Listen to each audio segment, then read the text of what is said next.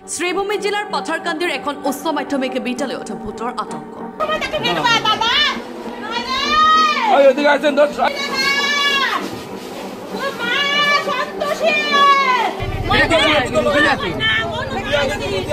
দিনৰ 11 বজাৰ পৰা 12 বজাৰ ভিতৰত নৱম দশম শ্ৰেণীৰ কেৱল ছাত্ৰীসকল ধৰি পৰি অজ্ঞান হৈ পৰে।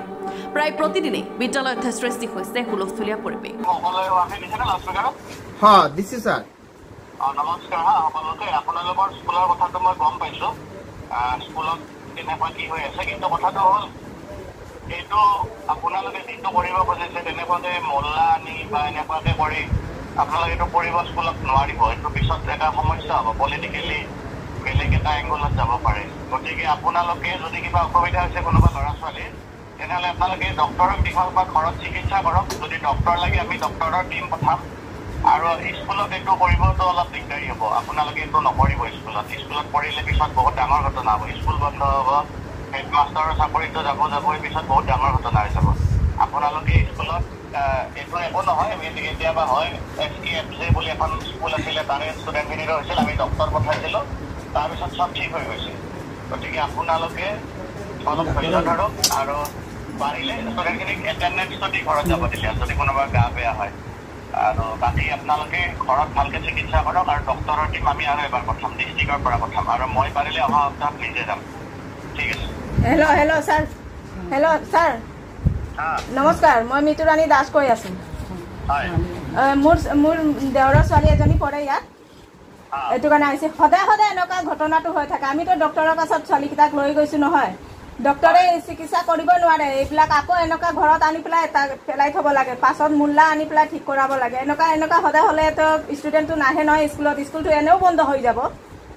গম পাইছোঁ। আপোনালোকে এটা কাম কৰক, এতিয়া ঘৰত চিকিৎসা কৰক, মই যাম অহা সপ্তাহত, মই যাম। আপোনালোকে এতিয়া অলপ ৰখক, মই অহা সপ্তাহত যাম।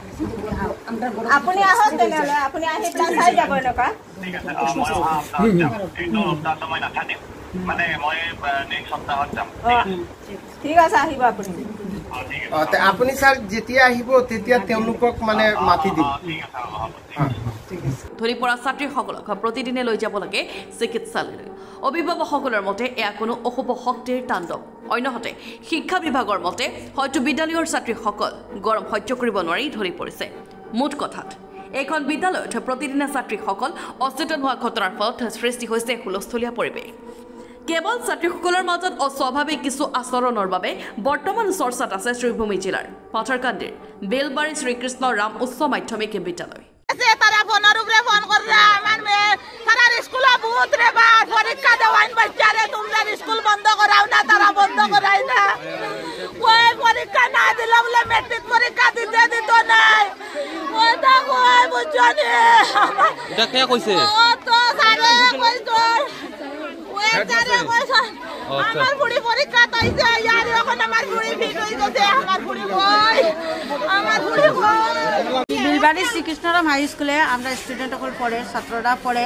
2 দিন পরেই কি একটা মানে আজকে একজনটা ধরলো, কালকে 5 জনটা ধরলো, গতকালকে 5 জনটা, পরশুদিন 5 জনটা ধরছে, কালকে 2 জনটা ধরছে, এর আগে 2 জনটা ধরছে। এরকম প্রত্যেকটা স্কুলে ঠিক 12টা 11:30 ভিতরে এরকম কয় তারা বুথে ধরে।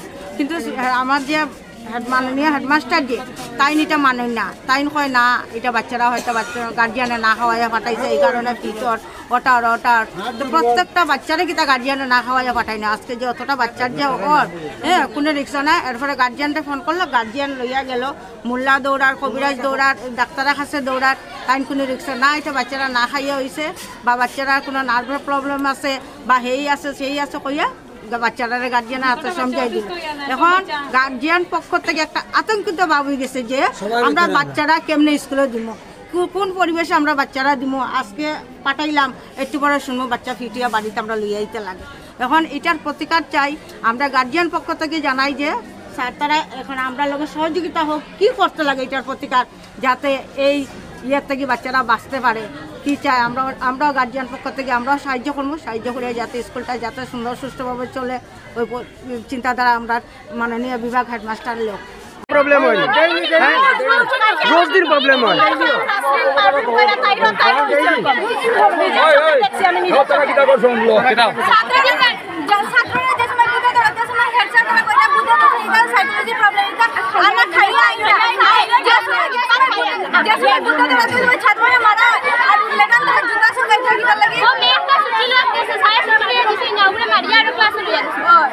डेली डेली की साइकोलॉजी प्रॉब्लम नहीं था डेली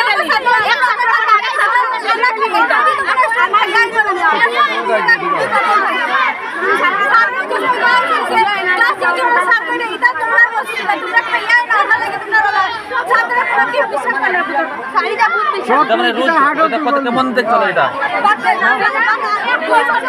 2 বছর